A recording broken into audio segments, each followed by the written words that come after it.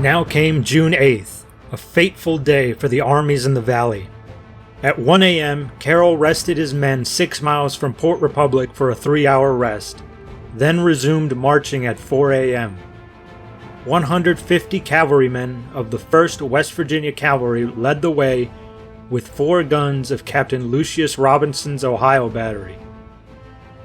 Behind them was the 7th Indiana, then the 1st Virginia Union Infantry, the 84th Pennsylvania, and the 110th Pennsylvania, who had famously ran away at first contact with the enemy at Kernstown back in March, bringing up the rear. Amazingly, Carroll had achieved complete surprise. No Confederate pickets or forward scouts spotted them. Indeed, the rebel cavalrymen that should have been posted to warn of an easterly approach by the Federals had fled at some point to Brown's Gap and left Jackson's force completely exposed. By 6 a.m., Carroll's force had crept to within a half-mile of the town and began quietly reconnoitering Jackson's position. Jackson's men were resting that early morning, a Sunday, and preparing for worship services or inspection. At 8:30 a.m., Carroll began the attack. He split Robinson's battery in half. One section would go in with the cavalry, while the second he posted to a very small rise called Yost's Hill with the 7th Indiana to support them. Carroll reminded his officers that Shields' orders were to hold the bridge rather than destroy it. Things began badly for the Federals. The forward section of Robinson's battery opened fire opposite the South River before the cavalry was in place to charge. Shell fire began exploding around the Methodist church in town, which the Union forces mistakenly believed to be a stronghouse full of prisoners. Panic began among the rebels in town. The West Virginia cavalry forded the South River and entered the town, nearly catching Jackson as he passed by. Carroll himself joined in the 1st West Virginia, as the regimental commander had dismounted earlier claiming a sudden illness and had not joined his men. In town, Jackson's chief of artillery, Colonel Stapleton Crutchfield, was captured. Carroll divided his force again. 2/3 of the cavalrymen went southwest down Main Street to try to capture or scatter Jackson's supply trains. The rest were sent to guard the North River Bridge along with 1 cannon. The 2nd cannon was placed on Main Street next to the church facing west. Carroll's strict adherence to Shields' deranged orders prevented a possible triumph for the Union that day. At this moment, if the North River Bridge had been destroyed, Jackson would have been cut off from both his supply trains as well as an easy route of escape out of the valley. Unfortunately, the Union forces were explicitly prevented from destroying the bridge and had to hold on with their single cannon aimed at a slight angle to the left of the bridge. Suddenly, Jackson himself rode toward the bridge, thinking that the Union gun was one of his. The gunners aimed for him, but Captain Robinson ordered them not to fire, believing that Jackson on the far side of the river was a Union officer. Sergeant James Gildea, commanding the gun, protested that the man was a rebel. Robinson hesitated for a minute. When he finally relented and gave Sergeant Gildea permission to fire, it was too late. Jackson had realized his error and turned and fled. Jackson made it back to his lines and excitedly called the infantry to muster. The 1st regiment up was the 37th Virginia, who advanced on the bridge. They fired a single volley, which scared off the limber horses and killed the number 3 gunner. The cavalry near the bridge fled, as did much of the gunnery squad. Sergeant Gildea had 1 friction primer left and loaded double canister into the cannon. As the 37th Virginia began crossing the bridge, Gildea fired and ran. He was the last Union soldier to leave the area. Unfortunately for the Federals, the cannon wasn't aimed directly down the length of the bridge, but at an angle to try and weaken the structure. It did minimal damage to the 37th, who were soon across. Jackson then ordered the 10th Virginia to begin exchanging fire with the Federals across the river on Yost's Hill.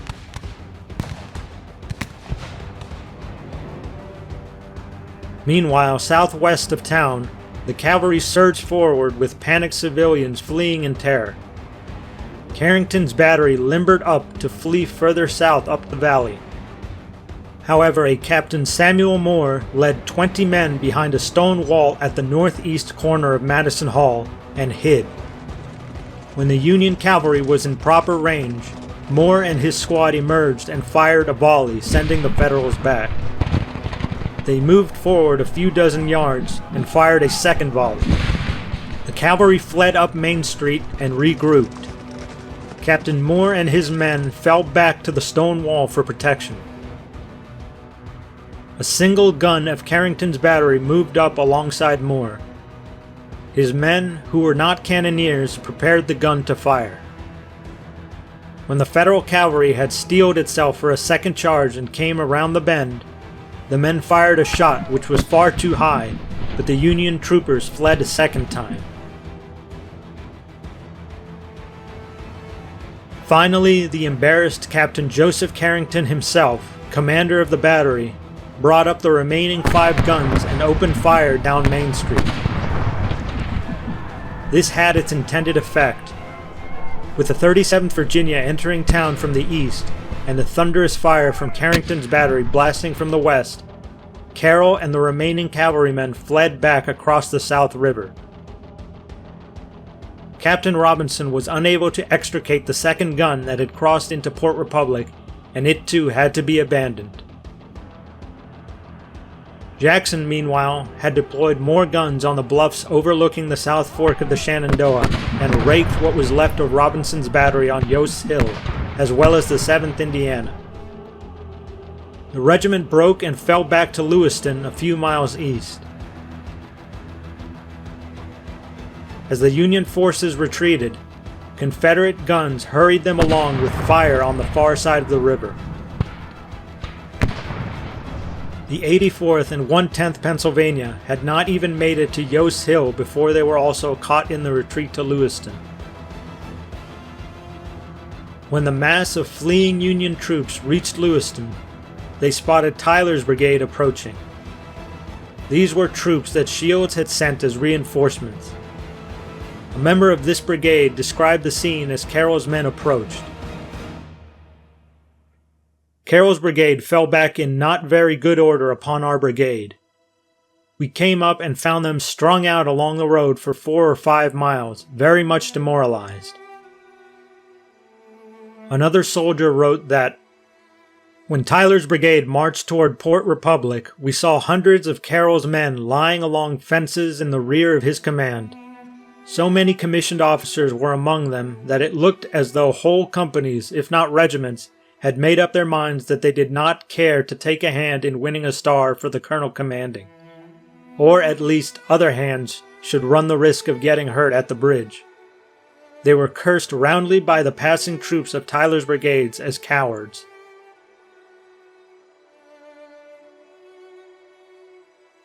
Carroll and Tyler conferred that evening with their regimental commanders, and Colonel Daum, chief of artillery.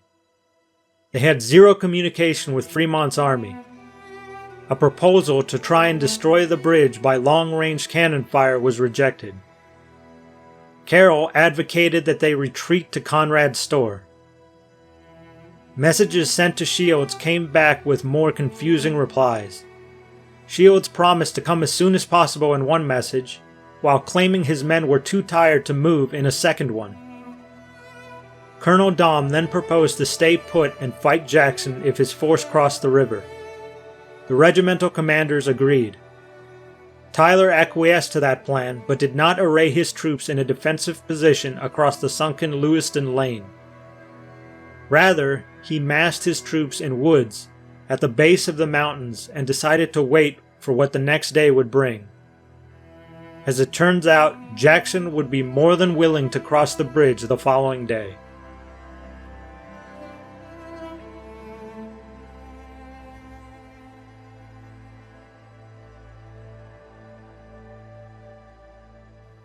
Unbeknownst to Carroll or Tyler, that day had also seen a much more significant action further north.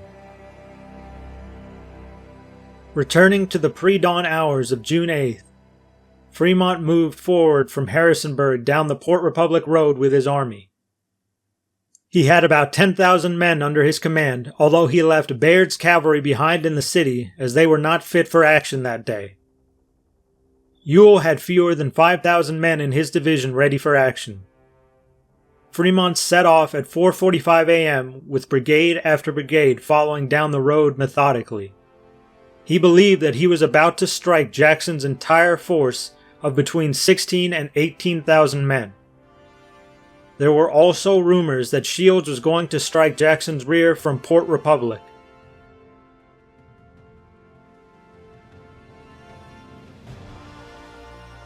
Between 8 and 8:30 a.m., the pickets of both armies made contact north of the Union Church Cemetery. The rebel pickets, part of the 15th Alabama, held very briefly, but long enough to alert the rest of Ewell's division to action. The Confederates formed into line about a mile south. Courtney's battery unlimbered and fired at the pursuing Federal pickets, who turned back to the main body. The 15th Alabama was then sent to the right of the entire line, where the rest of Trimble's brigade was forming. Ewell was in a good defensive position, high ground, wooded, and just across the small Mill Creek. From the Federal side, New York Times correspondent Charles Henry Webb described the battlefield as, quote, "The ground in all that region is gently undulating, covered with woods and wheat or clover fields, alternating with marshy streamlets, ravines, and hollows, interspersed with occasional farmhouses and a badly frightened people." By 10 a.m., Ewell's line was formed. Stewart's brigade was on the left, Elzey's brigade was in the center, and Trimble's brigade was on the right. Also in the center was 4 batteries: Courtney's battery, Lusk's battery, Rain's battery, and Brockenbrough's battery. Trimble moved forward with Ewell's permission, given that his initial position was too thickly wooded. He occupied an advanced hillock where he felt much more comfortable and left the 21st North Carolina behind to support Ewell's batteries. The 13th and 25th Virginia detached from Elzey's brigade and moved to support Trimble on the far right of the line. Ewell himself took position with the artillery in the center. Meanwhile, Fremont did not conform his line with the terrain, but rather with Ewell's line. He also failed to perform a thorough reconnaissance. Fremont joined the vanguard of the army, but when it arrived around the farm of John Armentrout, Confederate batteries opened fire and Fremont fell back to the rear with his staff. In his own words, he concluded that the enemy occupied a position of uncommon strength, commanding the junction of the roads to Port Republic. He had chosen his ground with great skill and was advantageously posted upon a ridge, protected in front by a steep declivity, and almost entirely masked by thick woods and covered fences. Later on, he reported that, from superiority of numbers, his flanks considerably overlapped my own. I was without reliable maps or guides, but from what could be seen, I judged that the enemy's right was his strategic flank. I decided therefore to press him from this side, with the object to seize, if possible, his line of retreat, and accordingly gave all the strength practicable to my left. This was all nonsense. He outnumbered the enemy, and at least one Confederate officer felt that their flanks could be shattered by a determined attack. Fremont gave up direct command of his army to his chiefs of staff and artillery. 3 batteries from Milroy's brigade moved forward around this time and began an hour-long artillery duel with the rebels. Halfway through, more Union batteries came forward and joined in. but the Union officers watching were unimpressed with the results. Colonel Gustav Clusseret's small brigade was on the far right. Brigadier General Julius Stahel's brigade formed on the far left. Milroy's brigade formed to the right of Stahel, and Schenk's brigade on Milroy's right. Brigadier General Henry Boland's brigade assembled behind Schenck and Milroy. The final brigade under Colonel John Coltz was still en route to the battle. Unfortunately for the Federals, things began to go bad right from the start. Without Fremont to command his forces around a centralized plan, brigade commanders began acting on their own initiative. Stahel's brigade left the line alone before Schenk's brigade was even fully in position. He left the 39th New York to cover his artillery. Of the 4 remaining regiments, 3 either drifted out of position or halted without being ordered. Only the 8th New York, with 548 men, advanced alone against Trimble's brigade, who waited concealed behind a fence. Compounding this imminent disaster was the critical mistake that the commander of the 8th New York had failed to send out skirmishers. A Confederate officer noted, quote, "Germans came marching across the clover field in beautiful line, carrying their guns at support arms. The colonel, walking backwards in front of them, saw that they preserved a perfect alignment just as though they were simply drilling. The rebels patiently held their fire until the 8th New York was 40 yards away. The 21st Georgia was directly in front of the New Yorkers, with the 16th Mississippi and 15th Alabama on the Georgians' right. At once, the 1,000 or so rebels let loose a ferocious volley. The regiment was annihilated. Those who could immediately fled north back to Union lines. 43 men were killed, 134 were wounded, and an additional 43 were captured, for a catastrophic 40% casualty rate. Trimble reassembled his regiments and spotted his next target, Battery C West Virginia Artillery, which was half a mile further north and completely exposed. The 27th Pennsylvania and the Bucktails formed on its right, and what was left of the annihilated 8th New York tried to rally on its left. Trimble sent the 15th Alabama to the right of the line to hit the left flank of the battery, and held back the 21st Georgia and 16th Mississippi until the 15th Alabama was in contact with the enemy. What was left of the 8th New York shattered easily when the 15th Alabama reached them. However, the Bucktails quickly engaged them and sent one of the 2 battalions of the 15th Alabama running back to its starting position. The 16th Mississippi, meanwhile, moved forward as ordered once the 15th Alabama made contact. Unfortunately for the Mississippians, the 21st Georgia did not move alongside their regiment, leaving their left flank exposed. While advancing toward the enemy, the commander of the 16th Mississippi, Colonel Carnot Posey, believing that the battery was about to fall back, rushed his men so quickly to reach the battery that he exposed the unguarded left rear of his line. The regiment soon received heavy fire there from the 27th Pennsylvania. Posey wheeled his regiment to face this and was personally wounded. Both regiments exchanged fire in the woods.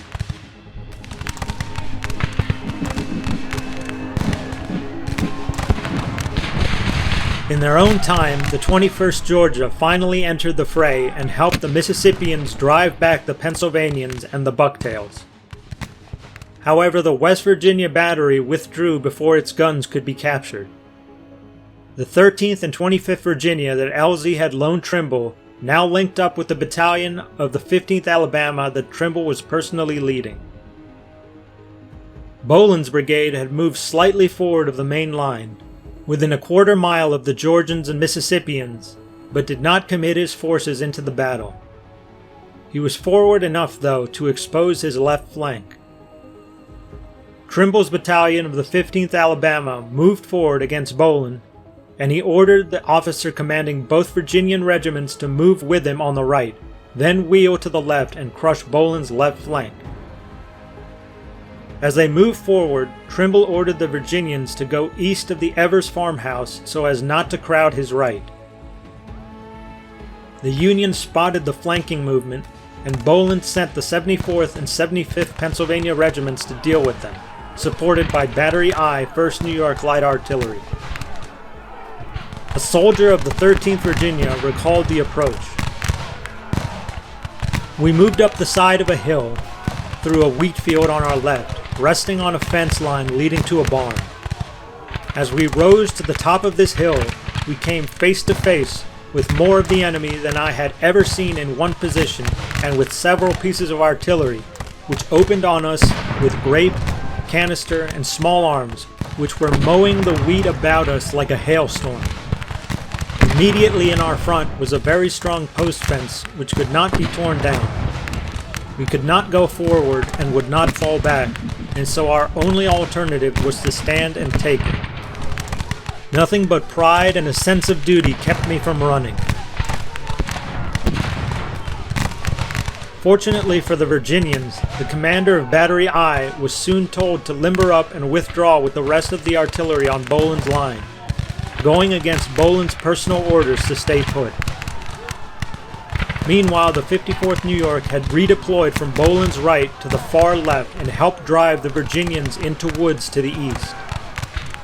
Nevertheless, with the retreat of the artillery, the rest of Boland's line began falling back in good order.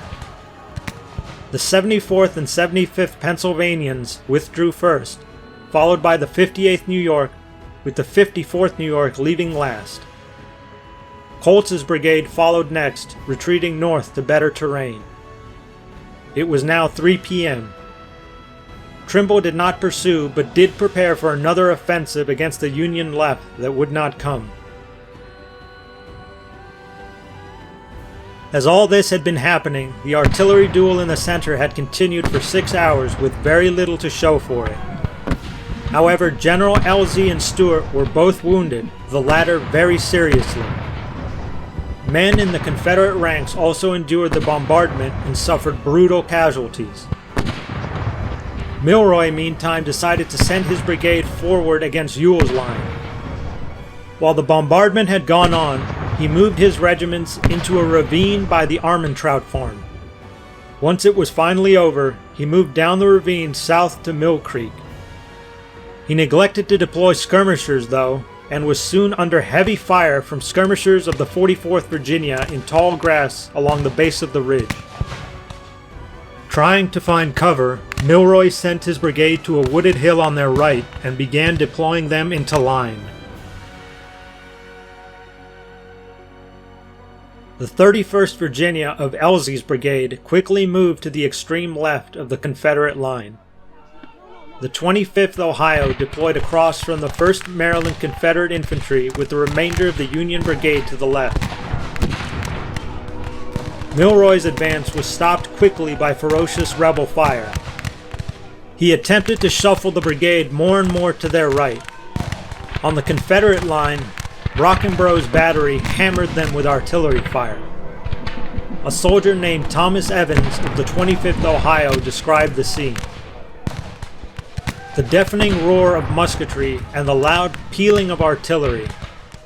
The bursting shells, the whiz of grape and canister. The crushing of timber by the dread missiles mingled with the unearthly yells of opposing forces and the moaning of the dying and the screams of the wounded. Oh God, how terrible is war! Here lies a dear comrade, bleeding and dying at your side, who can just breathe the name of his mother, sister, or wife, and he is gone. How long must man thus strive with man? Just then, one of Fremont's aides came up and instructed Milroy to withdraw back to the morning's position. To add to this insult, as Milroy began withdrawing, he spotted Schenck's brigade on their right standing, in Milroy's words, perfectly idle as spectators. Had this brigade been thrown forward on my right to clear the rebels out of the forest, which they could have done with perfect ease, we could have swept the battlefield like a tempest, and captured the whole of Jackson's army. I have lost confidence in Fremont tremendously, and so has his whole army.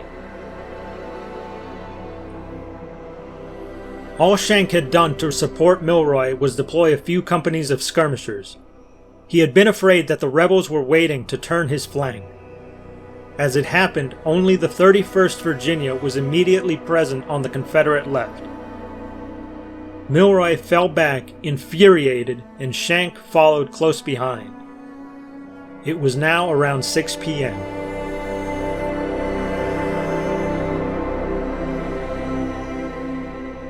Jackson, in the meantime, had full confidence in Ewell and had lent him Taylor's Louisiana Brigade earlier in the day as support, but they were never needed. By 6:13 p.m., all firing ceased and the Battle of Cross Keys was over. As the Union withdrew, Milroy sought out and found Fremont and very likely vented his rage at him. Writing about the encounter later on, Milroy described that he could have held the position he was at and was frustrated that Fremont had called a retreat. Fremont responded that he was unaware of where Milroy was, and Milroy replied that, quote, "It was his duty to know everything that was going on in his army when in battle." Others claimed that Fremont was simply too far to the rear to command the army appropriately, and that the early reversal on the Union left had convinced him that he was greatly outnumbered. As the army was withdrawing for the evening, Fremont received the first communication in days from General Shields. It read, "I write by your scout. I think by this time there will be 12 pieces of artillery opposite Jackson's train at Port Republic if he has taken that route. Some cavalry and artillery have pushed on to Waynesboro to burn the bridge. I hope to have 2 brigades at Port Republic today. I follow myself with 2 other brigades from this place. If the enemy changes direction, you will please keep me advised. If he attempts to force a passage, as my force is not large there yet, I hope you will thunder down on his rear. I think Jackson is caught this time." As was the case of many of his earlier boasts, plans, and orders, it was total fantasy. But Fremont was electrified and planned to resume battle the next day. Trimble, meanwhile, sent repeated requests to Ewell to permit him to conduct a night attack on Fremont, but Ewell did not respond. By nighttime, both Ewell and Jackson were confident that the worst was behind them. In all, the Confederates had lost 41 killed, 232 wounded, and 15 missing for a total of 288 casualties. The Union had lost 114 killed, 443 wounded, and 127 missing for a total of 684 casualties. Almost a third of the Union casualties came from the 8th New York alone. Content with the blow his army had dealt Fremont, Jackson now turned his attention to General James Shields.